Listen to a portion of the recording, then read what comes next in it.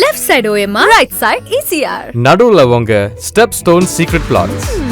Beach Resort Plots, just 24 lakhs onwards. Call 96268 99268.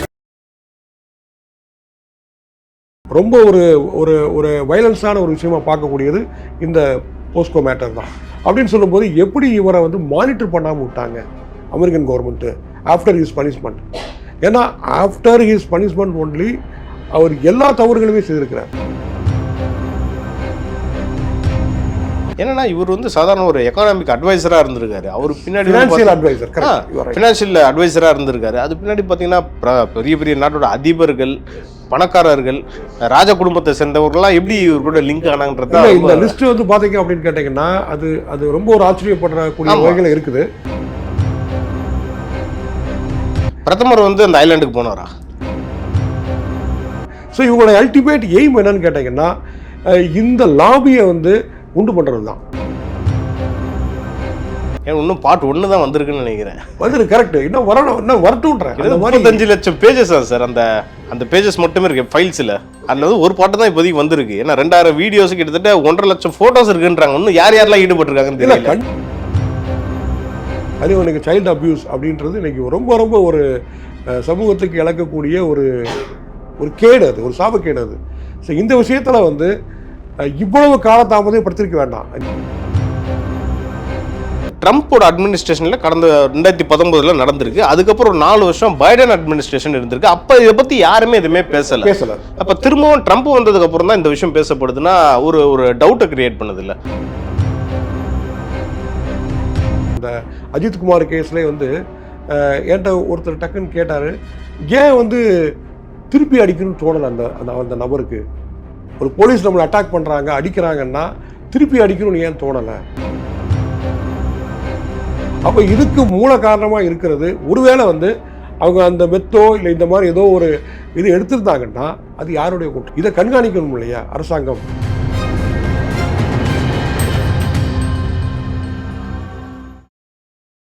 Fine time நேயர்களுக்கு வணக்கம்.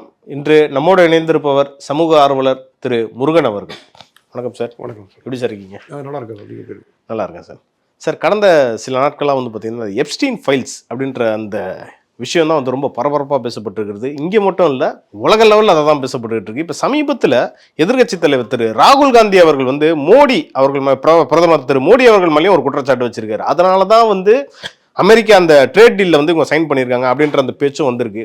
So அதெல்லாம் தாண்டி எப்ஸ்டீன் யார், அவர் ஏன் என்ன குற்றம் பண்ணார், அவர் பின்னாடி யாரெல்லாம் இருந்தா, அதெல்லாம் பற்றி கொஞ்சம் டீட்டெயிலாக சொல்லுங்கள் சார். கண்டிப்பாக சார். சார், அது ஒரு மிகப்பெரிய ஒரு சமூக பாலியல் குற்றவாளி தான் இந்த எப்ஸ்டீன், ஜெஃப்ரி எப்ஸ்டீன் அப்படின்ற ஒரு கிரிமினல். ஓகே. ஸோ இப்போ அவர் உயிரோடு இல்லை. அவர் சூசைட் பண்ணிக்கிட்டாரு அப்படின்னு சொல்கிறாங்க. ஒரு சிலர் இல்லை அவரை கொலை பண்ணிட்டாங்கன்னு சொல்கிறாங்க. ஸோ அதெல்லாம் கேசஸ் இருக்குதுன்னு பார்க்குறோம். ஸோ இவர் யாருன்னு கேட்டிங்கன்னா அமெரிக்காவில் ஒரு 2009 அந்த டைமில் வந்து இவரை வந்து கேப்சர் பண்ணுறாங்க. என்ன குற்றத்துக்காக அப்படின்னா, ஒரு 14 வயசு பொண்ணு வந்து காணோம் அப்படின்னு சொல்லி அந்த பேரண்ட் கம்ப்ளைண்ட் பண்ணுறாங்க. ஸோ இவர் அந்த பெண்ணை வந்து அப்யூஸ் பண்ணி கடத்தி கொண்டு போய் ஸோ இந்த மாதிரி குற்றம் செய்திருக்கிறாரு அப்படின்னு சொல்லி அவர் அரெஸ்ட் பண்ணுறாங்க. ஸோ அந்த கேஸில் வந்து பார்த்திங்கன்னா அவர் உண்மையை ஒத்துக்கிட்டாரு அப்படின்னு சொல்லி அவருடைய குற்றத்தை குறைத்து 18 மாதம் சிறை தண்டனை வந்து அமெரிக்க கவர்மெண்ட் வந்து கொடுக்குதுன்னு பார்க்குறோம்.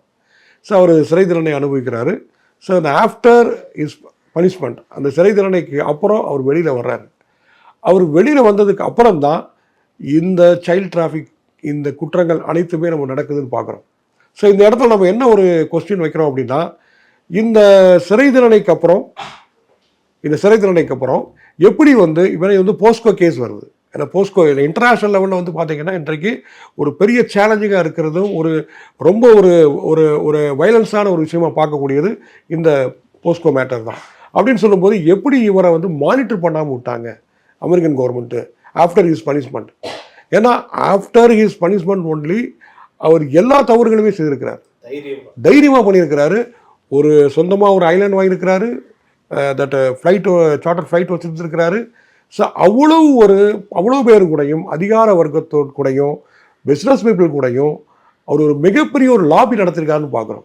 என்னன்னா இவர் வந்து சாதாரண ஒரு எக்கானாமிக் அட்வைசராக இருந்திருக்காரு. அவர் பின்னாடி ஃபினான்ஷியல் அட்வைசராக இருந்திருக்காரு. அது பின்னாடி பார்த்தீங்கன்னா பெரிய பெரிய நாட்டோட அதிபர்கள், பணக்காரர்கள் ராஜ குடும்பத்தை சேர்ந்தவர்கள்லாம் எப்படி இவர் கூட லிங்க் ஆனாங்கன்றதா இல்லை, இந்த லிஸ்ட் வந்து பார்த்தீங்க அப்படின்னு கேட்டிங்கன்னா அது ரொம்ப ஒரு ஆச்சரியப்படுறக்கூடிய வகையில் இருக்குது, நம்ம பார்க்குறோம்.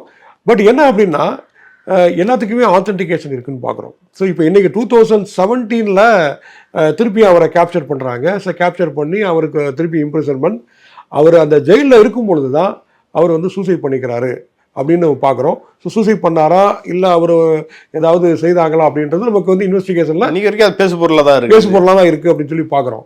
ஸோ இப்போ இதில் வந்து பார்த்தீங்கன்னா நீங்கள் சொன்ன மாதிரி இந்த ட்ராப்பில் வந்து யாரெல்லாம் வர்றாங்க ஸோ அப்படி சொல்லி பார்த்தோம் அப்படின்னா ஒரு பெரிய லிஸ்ட்டே இருக்குன்னு பார்க்குறோம். ஸோ த பிரின்ஸ் ஆண்ட்ரூ அவருடைய பேர் இருக்குது, பில் கிளின்டன் அவருடைய பேர் இருக்குது, அதே மாதிரி மைக்கேல் ஜாக்சன் அவருடைய பேர் இருக்குது. ஸோ ஒரு பெரிய லிஸ்ட்டே இருக்குதுன்னு பார்க்குறோம் நம்ம. அனில் அம்பானி பேர் கூட இருக்குன்றாங்க. அனில் அம்பானி விசிட்டட், அதாவது அவர் அந்த பிளேஸுக்கு போயிருக்கிறாரு, அவரை மீட் பண்ணியிருக்கிறாரு அப்படின்னு பார்க்குறோம். ஸோ இப்போ நம்ம பிரைம் மினிஸ்டர் நீங்கள் பேர் சொன்னீங்க, ஆக்சுவலாக அது வந்து பார்த்தீங்கன்னா அப்போஸ் பண்ணியிருக்கிறாங்க, இந்தியன் கவர்மெண்ட் அப்போஸ் பண்ணியிருக்கிறாங்க. என்ன அப்போஸ் பண்ணியிருக்கிறாங்கன்னா அவருடைய ஸ்டேட்மெண்ட் வந்து as per my advice prime minister visited Israel 2017 அப்படின்னு சொல்லி ஒரு மெயில் இருக்குது. அவ்வளோதானே தவிர வேற எதுவும் வந்து இவர் டைரக்டியாக சந்தித்தாருன்னு சொல்லியோ அந்த மாதிரியோ எந்த மெயிலும் இல்லை. பிரதமர் வந்து அந்த ஐலாண்டுக்கு போனாரா? இல்லை, ஐலாண்ட் அப்படியெல்லாம் வரல. அந்த மாதிரியெல்லாம் இது வரைக்கும் அந்த மாதிரியான தகவல்கள் அந்த மாதிரியான இது எதுவுமே இல்லை. ஸோ நம்மளுடைய அந்த ஒரு என்ன சொல்கிறது ஒரு தன்மையை விட்டு கொடுக்க முடியாது. ஏன்னா அவர் பிரைம் மினிஸ்டர். ஓகே, இது வரைக்கும் நமக்கு வந்து அந்த மாதிரியான குற்றச்சாட்டுகள் எதுவும் வரவில்லை. அப்படி வந்தால் அந்த நேரத்தில் வந்து விசாரிக்கப்படலாம், அது ஒரு பெரிய விஷயம் கிடையாது. பட் என்னன்னா இப்போ இருக்கிற சுச்சுவேஷன் வரைக்கும் நம்முடைய இந்தியன் கவர்மெண்ட் வந்து அப்போஸ் பண்ணியிருக்கிறாங்க. என்ன அப்போஸ் பண்ணியிருக்கிறாங்கன்னா அதாவது நம்மளுடைய பிரைம் மினிஸ்டருடைய ப்ரோக்ராம் எல்லாமே as per அவர் ப்ரோட்டோகால் எல்லாமே வந்து முன்னாடியே ப்ரீ பிளான்டாக நம்ம அந்த இஸ்ரேல் கூட பேசி அப்படி தான் நாம் வந்து பிளான் பண்ணோமே தவிர இந்த மாதிரி எந்த ஒரு தேர்ட் பார்ட்டி கான்கிரீட்டான ஒரு எவிடன்ஸ் எல்லாம் கிடையாது, கான்கிரீட்டான எவிடன்ஸ் கிடையாது. அப்படியேனாலுமே இப்போ என்னன்னு கேட்டிங்கன்னா இது மாதிரியான பீப்புள் என்ன பண்ணுவாங்கன்னா ஒரு லாபி யூஸ் பண்ணுவாங்க. ஸோ என்ன அப்படின்னு கேட்டிங்கன்னா எனக்கு I have strong contact with Indian prime minister Anil Ambani and இந்த பிஸ்னஸ் பீப்புள் கூட எனக்கு ஒரு கான்டாக்ட் இருக்குது. ஸோ இவங்களோட அல்டிமேட் எய்ம் என்னன்னு கேட்டிங்கன்னா இந்த லாபியை வந்து உண்டு பண்ணுறது தான். ஏன்னா நீங்கள் சொல்லிட்டீங்க ஒரு எக்கனாமிஸ்டாக இருந்திருக்கிறாரு, ஒரு ஃபினான்சியராக இருந்திருக்கிறாரு. ஸோ அப்படின்னு சொல்லும்போது American business man, world wide இருக்கக்கூடிய எல்லா பிஸ்னஸ் மேன் இவங்களை வச்சுட்டு ஒரு என்ன சொல்கிறது ஒரு பிஸ்னஸ் லாபி உருவாக்குறது. ஸோ இவங்க மூலமாக இந்த பிஸ்னஸ்லாம் அச்சீவ் பண்ணிக்கிறது. இதுதான் இவருடைய அல்டிமேட் எய்மாக இருந்திருக்குது. அதில் ஒரு பார்ட்டு தான் இந்த கிரைம், இந்த சைல்ட் டிராஃபிக், அந்த கிரைம் வந்து நடந்திருக்குது அப்படின்றது பார்க்குறோம். அப்போ என்னன்னு கேட்டாங்கன்னா இதில் நம்ம என்ன பார்க்கணும் அப்படின்னா இந்த கேஸ் எந்த அளவுக்கு போகுது, ஸோ இதனுடைய ஆத்தென்டிகேஷன் எந்த லெவலில் இருக்குது. அதாவது இந்த சைல்டு அபியூஸ் அப்படின்றது இன்னைக்கு இன்டர்நேஷ்னல் லெவலில் ஒரு மிகப்பெரிய ஒரு கிரைம். இதனுடைய அவேர்னஸ் வந்து கண்டிப்பாக எல்லாருக்குமே வேணும், ஒரு சோசியல் அவேர்னஸ் அப்படின்றது. இன்னொரு விஷயம் வந்து இந்த மாதிரி சமூகத்தில் இருக்கக்கூடிய ஒரு குறிப்பிட்ட சதவீதத்து குறைபாடு உள்ள மனிதர்களால் ஒட்டுமொத்த சமூகத்தையும் நாம் குறைத்து மதிப்பிட முடியாது. ஏன் சொல்கிறேன்னா சார், இந்த எப்ஸ்டீன் ஃபைல்ஸில் அந்த பேர் வந்து குறிப்பிட்டப்பட்டவங்க பார்த்தீங்கன்னா உலகத்தில் இருக்கிற பல பேரோட ரோல் மாடல்ஸாக இருக்காங்க. குறிப்பாக பார்த்தீங்கன்னா பில்கேட்ஸ் இருக்காங்க, இன்னும் பல பேர் கூட நம்ம சொல்லிக்கிட்டே போகலாம். இவங்களாம் வந்து இந்த கிரைமில் குறிப்பாக இந்த சைல்ட் டிராஃபிக்கிங்கில் ஈடுபட்டிருக்காங்களான்ற கேட்கும் போது தான் வேர்ல்டு வைடு ரொம்ப ஒரு ஷாக்கிங்கை வந்து ஏற்படுத்தியிருக்குன்னே சொல்லலாம். இது இந்த நேரத்தில் வரக்கூடிய அந்த காரணம் என்ன சார்? எஸ், இப்போ நம்ம பில்கேட்ஸ் பேர் இருக்குன்னு சொல்கிறீங்க, இதில் அவர் அந்த தப்பில் இன்வால்வ் இருக்கிறாரா? இப்போ அவருடைய கான்டாக்ட் லிஸ்ட்டில் இருக்கிறாரு, இல்லை ஒரு பிஸ்னஸ் ஒரு லாபியில் இருக்கிறாரு அப்படின்னு சொன்னால் அது வந்து உங்களுக்கு தவறு அப்படின்னு சொல்லி ப்ரூவ் பண்ண முடியாது. அது ஆத்தென்டிகேஷனில் வந்தால் தான் நமக்கு தெரியும். இன்னும் அது அந்த ஃபோட்டோஸ் அண்ட் வீடியோஸ் இதெல்லாம் செக் பண்ணதுக்கப்புறம் தான் அவங்கெல்லாம் குற்றவாளிகளா அப்படின்னு சொல்லி தெரியும். அவருடைய அந்த கான்டாக்டில் இருக்கக்கூடிய அனைவருமே நம்ம தப்பு செஞ்சுட்டாங்க அப்படின்னு நம்ம சொல்லிட முடியாது. அது வரைக்கும் நம்ம என்ன பண்ணணும், we have to wait. But என்ன அப்படின்னு கேட்டிங்கன்னா இது மாதிரிப்பட்ட இந்த லாபிஸ் கிட்ட இந்த பிஸ்னஸ் பீப்புள், பொலிட்டீஷியன்ஸ், பொலிட்டீஷியன்ஸ் தப்பே செய்யலான்னு சொல்ல முடியல.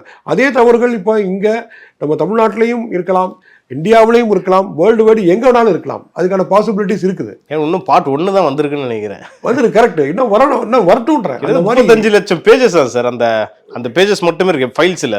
அதில் வந்து ஒரு பாட்டு தான் இப்போதைக்கு வந்திருக்கு. ஏன்னா 2000 வீடியோஸ் கிட்டத்தட்ட 1.5 லட்சம் ஃபோட்டோஸ் இருக்குன்றாங்க. இன்னும் யாரெல்லாம் ஈடுபட்டிருக்காங்கன்னு தெரியல. கண்டிப்பாக வரட்டுங்க சார். நம்ம உலகத்தில் எந்த மூலையில் எந்த ஒரு தவறு நடந்தாலுமே அது நிச்சயம் வெளிப்படுத்தணும். அது வந்து யார் எவ்வளோ பெரிய ஒரு சாமானியனாக இருந்தாலும் சரி தான், அது மன்னராகவே இருந்தாலும் சரி தான், யாராக இருந்தாலும் அதை பற்றியான ஒரு அச்சமோ கவலையோ, ஏன்னா அதுதான் வந்து உங்களுக்கு வந்து ஒரு டெமோக்ரஸி இல்லையா?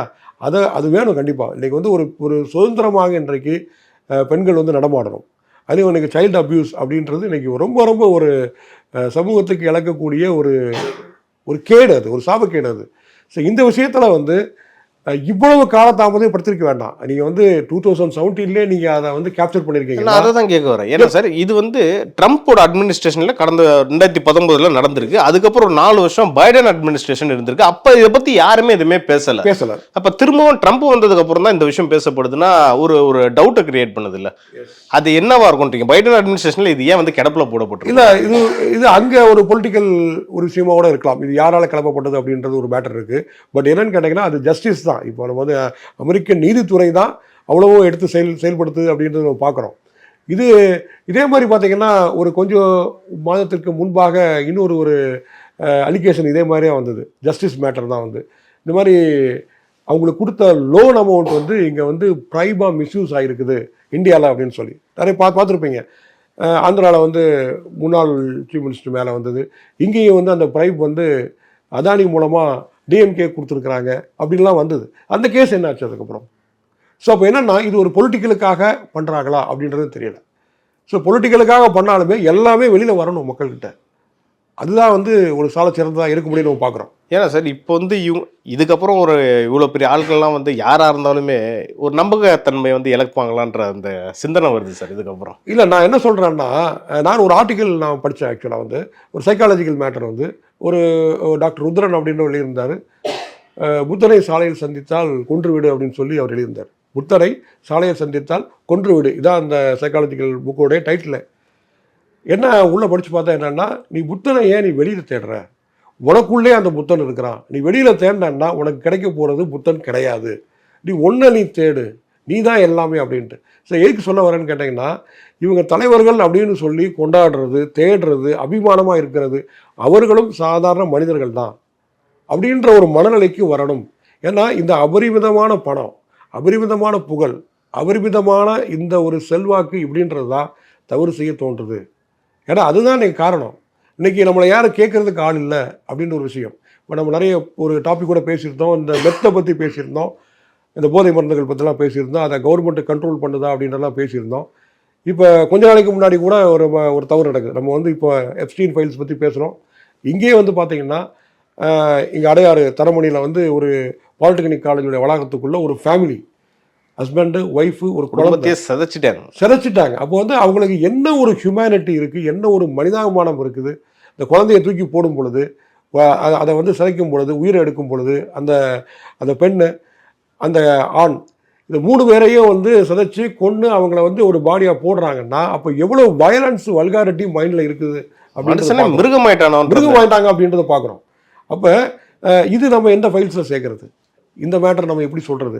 அப்போ இதுக்கு மூல காரணமாக இருக்கிறது ஒருவேளை வந்து அவங்க அந்த மெத்தோ இல்லை இந்த மாதிரி ஏதோ ஒரு இது எடுத்திருந்தாங்கன்னா அது யாருடைய குற்றம்? இதை கண்காணிக்கணும் இல்லையா அரசாங்கம்? ஏன்னா இன்னொன்று, இந்த தண்டனைகள் இந்த மாதிரியான குற்றவாளிகள் வந்து கேப்சர் பண்ணும்போது, இப்போ நம்ம பார்த்தோம், நம்ம எப்ஸ்டீனை வந்து இவங்க அமெரிக்கன் கவர்மெண்ட் வந்து மானிட்டர் பண்ணலை, ஆஃப்டர் அந்த பனிஷ்மெண்ட்டுக்கு அப்புறம் மானிட்டர் பண்ணலன்றது பார்க்குறோம். இதே மாதிரி இந்த குற்றவாளிகளை வந்து மானிட்டர் பண்ணாததும் அரசாங்கத்தினுடைய ஒரு தவறுது அப்படின்னு தான் பார்க்குறோம் நம்ம. அதே மாதிரி பார்த்தீங்கன்னா இப்போ இந்த கேப்சர் பண்ண உடனே நீங்கள் இங்கே பார்த்தா தெரியும், அண்ணா யூனிவர்சிட்டி பாலியல் குற்றத்தை பற்றி எல்லாத்துக்கும் தெரிஞ்ச விஷயம்தான். அதில் வந்து அந்த குற்றவாளி, அதனுடைய பேர் ஞானசேகர், அவரை கேப்சர் பண்ண உடனே நீங்கள் பார்த்துருப்பீங்க, இங்கெல்லாம் ஒரு பரபரப்பாக மக்கள் பேசிகிட்டு இருக்கிறாங்க, மீடியாஸில் நியூஸ் போயிட்டுருக்கு. அவருடைய காலை வந்து உடச்சி ஒரு ஃப்ராக்சர் போட்டிருக்க மாதிரி ஒரு ஃபோட்டோஸ் வெளியிட்டாங்க, ஃபோட்டோஸ் வந்தது. ஸோ இது எதுக்காக அப்படின்னு சொல்லி கேட்டிங்கன்னா அவர் தப்பிச்சு போன முயற்சி பண்ணார், அவர் அட்டாக் பண்ணோம். இது எப்படின்னா மக்களினுடைய மனதை வந்து கொஞ்சம் கூல் பண்ணுறதுக்காக. நான் என்ன சொல்கிறேன்னா, இந்த தண்டனைகள் வந்து அரபு நாடுகளில் இருக்கிற மாதிரி சிங்கப்பூரில் இருக்கிற மாதிரி மக்கள் முன்னிலையில் நடந்ததுன்னா இந்த பாலியல் குற்றம் செய்பவர்களுக்கு ஒரு அச்சம் வருவதற்கு வாய்ப்பு இருக்கு. அது நம்ம நாட்டில் சாத்தியமா சார்? சாத்தியம் இல்லை. ஏன்னா இன்னைக்கு ஒரு ஹியூமன் ரைட்ஸ் வந்து இன்னைக்கு ரொம்ப ஸ்ட்ராங்காக இருக்குது. ஹியூமன் ரைட்ஸ் வந்து ரொம்ப ரொம்ப ஸ்ட்ராங்காக இருக்குது. இப்போ ஃபார் எக்ஸாம்பிள் நான் சொல்கிறேன், நான் சார் பொன்மாணிக்கல் சார் ஐபிஎஸ் ஆஃபீஸராக இருக்கும்போது அவர் எஸ்பியாக இருக்கும்போது ஒரு மேட்டர் சொன்னார். ஒரு ஆவடி ஏரியாவில் ஒரு வாய் பேச முடியாத ஒரு பெண், ஒரு பெரிய குற்றவாளி, ஒரு பெரிய குற்றவாளி, அவன் வந்து அதை அப்யூஸ் பண்ணிட்டான். ஸோ பரபரப்பாக பேசப்படுது அந்த வட்டாரங்கள் முழுவதுமாகவே. அப்போ இந்த அளவுக்கு சோசியல் மீடியாஸ்லாம் கிடையாது. ஸோ அப்போ என்ன பண்ணுறாருன்னா, இவர் வந்து அந்த ஆவடி மெயின் ரோட்லேயே அங்கேயே வந்து அவன் ஓடுறான். அவனை ஓட அவர் என்ன பண்ணுறாரு, விரட்டி பிடிக்கிறாரு. ஸோ பிடிக்கிறாருனாலே நீங்கள் புரிஞ்சுக்குவீங்க, மக்கள் முன்னாடியே அவனை அடித்து கேப்சர் பண்ணி பிடிச்சி தூக்கி போட்டு கொண்டு போகிறார். ஸோ அதுக்கான அர்த்தம் என்னன்னு கேட்டிங்கன்னா, மக்கள் வந்து அதை பார்க்கும்போது அவங்க கூலாகிறாங்க. அந்த தண்டனை வந்து கிட்டத்தட்ட மக்கள் முன்னிலையிலேயே நிறைவேற்றப்படுகிறது அப்படின்னு நம்ம பார்க்குறோம். சட்டத்தின்படி அந்த குற்றவாளியை அவர் பிடிக்கிறாரு. சட்டத்தின்படி அவர் அந்த குற்றவாளியை அவர் பிடிக்கிறாரு அப்படின்றது அர்த்தம். ஆனால் பார்த்தீங்கன்னா நம்ம லோக்கலாக பேச தொங்க விட்டு தான் அவனை தூக்கி போட்டு கொண்டு போகிறாரு. மக்கள் முன்னாடி அடிக்கிறாரு. அவன் ரோட்டில் ஓட விட்டு அடித்து தூக்கி போட்டு கொண்டு வர்றாரு. இப்போ பார்க்கும்போது மக்களுக்கு என்ன ஆகுன்னு கேட்டிங்கன்னா, அடுத்து ஒரு பாலியல் குற்றம் பண்ணணும்னு சொன்னால் அவனுக்கு வந்து அச்சம் வரணும், பயம் வரணும். ஆனால் இன்னைக்கு இருக்கிறவங்களுக்கு அந்த பயம் இருக்கா சார்? ஏன்னா நிறையா வந்து ஒரு கிரைம் நடந்துக்கிட்டே இருக்குது, தினம் நடந்துக்கிட்டே இருக்கிறப்ப மக்களே வந்து ஒரு அச்சமான சூழ்நிலை தான் வாழ்கிற மாதிரி பல பேர் பேசிகிட்டு இருக்காங்க. எதிர்கட்சியும் அதை தான் குற்றச்சாட்டு வைக்குது. எலெக்ஷன் வர டைமில் இதில் வந்து கொஞ்சம் கவனம் செலுத்தாமல் இருக்காங்களான்ற கேள்வி வருது சார். அது கவனம் செலுத்தணும். இந்த சட்டங்களை வந்து இன்னும் வந்து கடுமையாக்கணும். இதில் ஒரு விஷயம் இருக்குது சார். இப்போ வந்து நம்ம செல்ஃப் டிஃபென்ஸ் அப்படின்னு ஒன்று பார்க்குறோம். அந்த அஜித்குமார் கேஸ்லேயே வந்து என்கிட்ட ஒருத்தர் டக்குன்னு கேட்டார், ஏன் வந்து திருப்பி அடிக்கணும்னு தோணலை அந்த நபருக்கு. ஒரு போலீஸ் நம்மளை அட்டாக் பண்ணுறாங்க, அடிக்கிறாங்கன்னா திருப்பி அடிக்கணும்னு ஏன் தோணலை? கோர்ட்டு வேறு ரொம்ப ஒரு எச்சரிக்கையை வேறு கொடுத்துருக்காங்க. பார்த்துட்டு சும்மா இருக்க மாட்டோம்னு சொல்லியிருக்காங்க. இந்த கேஸில் வேறு போலீஸாருங்கெல்லாம் வந்து இவ்வளோ ஒரு கொடுமையாக இவ்வளோ பெரிய விஷயத்த பண்ணியிருக்கீங்க, இதை வந்து பார்த்துட்டு இருக்க மாட்டோம்னு வேறு சொல்லியிருக்காங்க. சார் எங்கே தான் சார் போகுது இந்த கேஸு? சார் அது வந்து அந்த இப்போ நேற்று பார்த்தோம், சிபி தரப்பில் இருந்து அந்த நிக்கிதா வந்து சொன்ன தகவல் பொய், அந்த நகை வந்து காணா போனது அப்படின்ற சொன்ன தகவல் வந்து பொய் அப்படின்றத பார்க்குறோம். சார் அந்த செல்ஃப் டிஃபென்ஸுன்றத அந்த பையனே பண்ணியிருந்திருக்கலாம். இப்போ நம்ம ஒரு தேர்ட் பார்ட்டி நம்மளை அட்டாக் பண்ண வர்றாங்கன்னா நம்ம பதில் அட்டாக் கொடுக்கலாம், செல்ஃப் டிஃபென்ஸ் பண்ணலாம். நமக்கு ஆர்டிக்கலில் 96 106 வரைக்கும் அதுக்கு கேட்டகரிஸ் இருக்குது. 96 என்ன சொல்லுது? இப்போ ஒரு தேர்ட் பார்ட்டி அட்டாக் பண்ணால் நான் எப்படி பாதுகாக்கலாம், ஒரு உமன் அட்டாக் பண்ணால் நான் எப்படி பாதுகாக்கலாம் அப்படின்றது இருக்குது. ஒரு போலீஸ்மேன் அட்டாக் பண்ணால் அவர் நம்மளை கேப்சர் பண்ணுறதுக்காகவோ இல்லை ஒரு நம்மளோட தண்டனையை நிறைவேற்றுறதுக்காக, அதாவது கேப்சர் மீன்ஸ் என்ன, குற்றம் பண்ணியிருக்கிறோம் பிடிக்க வர்றாரு அப்படின்னா அப்போ அட்டாக் பண்ணக்கூடாது. ஆனால் அவருடைய அறத்தை மீறி அவர் அட்டாக் பண்ணுறாரு அப்படின்னா நாம் அவரை செல்ஃப் டிஃபென்ஸுக்காக ப்ரிவென்ட் பண்ணலாம். நான் அட்டாக் பண்ணலான்னு சொல்ல, ப்ரிவென்ட் பண்ணலாம். ப்ரிவென்ட் பண்ணிவிட்டு கோர்ட்டில் வந்து நம்ம ப்ரொடியூஸ் பண்ணுற அளவுக்கு நாம் இருக்கணும். நம்மளுடைய பதில் நடவடிக்கைகள் எந்த அளவில் இருக்கணும்னா கோர்ட்டில் வந்து நம்ம அவரை வந்து ப்ரொடியூஸ் பண்ணுற அளவுக்கு பதில் சொல்கிற அளவுக்கு இருக்கணும். அஜித்குமார் செல்ஃப் டிஃபென்ஸ் பண்ணாதது காரணம் என்னவா இருக்கும்னு நினைக்கிறீங்களா சார்? சார் காரணம் என்னன்னு கேட்டிங்கன்னா, அவருக்கு என்ன நடந்திருக்குன்னே தெரியாது. ஒரு 5 பேர் அவருக்கு வர்றாங்க. இது ஒரு ஈகோவில் ஏற்பட்ட, இந்த பொண்ணு வந்து வேணும்னே கம்ப்ளைண்ட் பண்ணியிருக்காருன்னா அந்த 2 பேருக்கு இடையே ஏற்பட்ட ஒரு ஈகோ தான். ஸோ இதில் அவருக்கு என்ன நடந்திருக்குன்றதை கிரகிச்சுக்கிறதுக்கே அவரால் முடியாமல் இருக்கும் ஒன்று. ஸோ நான் என்ன நினச்சேன்னா, இந்த கேப்சர் பண்ணாலே ஒரு பையன் எங்கேயோ இருந்து வீடியோ எடுத்திருக்காங்கல்ல, அப்போ அவரே ஒரு 10 பேரை கூட்டிகிட்டு போயிருக்கலாம், ஒரு 20 பேரை கூட்டிகிட்டு போயிருக்கலாம். ஏன்னா வெளியில தான் வந்து அந்த பையனை தாக்குறாங்க. ஒரு 10 பேர் போனால் ஏன் அடிக்கிறேன்னு கேட்கலாம் இல்லையா? சரி, போலீஸ்மேனே அடித்தாலுமே நீ ஏன் சார் அடிக்கிறீங்கன்னு கேட்கறதுக்கு நமக்கு வந்து உரிமை இருக்குது இல்லையா? இன்னைக்கு போலீஸ்மேனுக்கு அடிக்கிறதுக்கு உரிமை கிடையாது. சட்டத்திலேயே வந்து பார்த்தீங்கன்னா போலீஸ்மேனுக்கு வந்து கேப்சர் பண்ணுறதுக்கு தான் உரிமை இருக்குதே தவிர ஒரு பப்ளிக்கில் வந்து ரோட்டில் வந்து அடிக்கிறதுக்கு உண்டான உரிமை போலீஸ்மேனுக்கு கொடுக்கப்படலை. அது அவனுக்கு ஆர்டர் வரணும், ஒரு கூட்டத்தை கட்டுப்படுத்தணும், அவருக்கு மேலிடத்துலேருந்து ஆர்டர் வரணும், ஒரு பப்ளிக்கை நீங்கள் கண்ட்ரோல் பண்ணுங்கள், இந்த மாபை வந்து ஏதாவது ஒரு வரம்பு மீறி போகுது அப்படின்னா மட்டும்தான் செய்ய முடியும் அவர்களால். ஸோ அப்போ பார்த்தீங்க அப்படின்னா இப்போதைக்கு இருக்கக்கூடிய அந்த விஷயம் வந்து அட்வைஸ் பண்ணி அஸ்பர் மை அட்வைஸ் அப்படின்னு தான் இருக்கே தவிர குற்றவாளிகள் அப்படின்னு சொல்லி எங்கேயும் சொல்லப்படலைன்றதை பார்க்குறோம் நம்ம. ஓகே சார், நம்ம இன்னைக்கு வந்து எப்ஸ்டீன் ஃபைல்ஸ் மற்றும் அஜித்குமார் தொடர்பான அந்த வழக்கை பற்றி இன்னைக்கு நம்ம டீட்டெயிலாக பேசணும். இது குறித்து அடுத்தடுத்த நிகழ்ச்சிகளில் இன்னும் நம்ம டீட்டெயிலாக பேசலாம் சார். கண்டிப்பாக. நன்றி. வணக்கம்.